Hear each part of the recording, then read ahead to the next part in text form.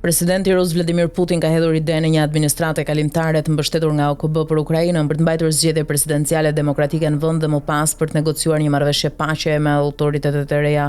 Ne sigurisht mund të diskutojmë me SBA-t, gjithashtu me vendet europiane dhe sigurisht me partnerët dhe miqtë tanë në kujdesin e OKB-s. Mundësinë e krijimit të një administrate kalimtare në Ukrainë, thot Putin.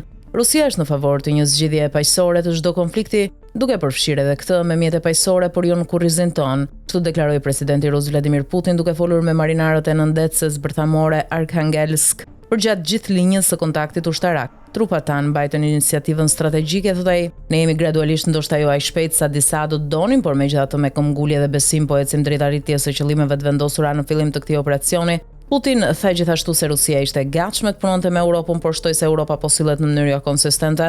Raundi i dytë i konsultimeve ruso-amerikane për zgjidhjen e konfliktit të Ukrainës mund të mbahen në Riyadh në mes të prillit. Konsultimet teknike midis Rusisë dhe SBA-ve do të vazhdojnë, megjithëse çështjet organizative në lidhje me raundin e ardhshëm të bisedimeve nuk janë diskutuar ende. Delegacionet mund të mbajnë një takim tjetër në Riyadh afërsisht në mes të prillit. Rusia dhe SBA-t zhvilluan konsultime në Riyadh më 24 mars, të cilat zgjatën më shumë se 12 orë. Ndërkohë Trump është tërhequr nga premtimi i tij fillimisht duke zgjatur afatin e vetvendosur në 6 muaj, pastaj duke thënë se po tregohej pak sarkastik për afatin kohor 24 orësh. Presidenti amerikan prej kohësh gjithashtu insiston që Ukraina të mbajë zgjedhje.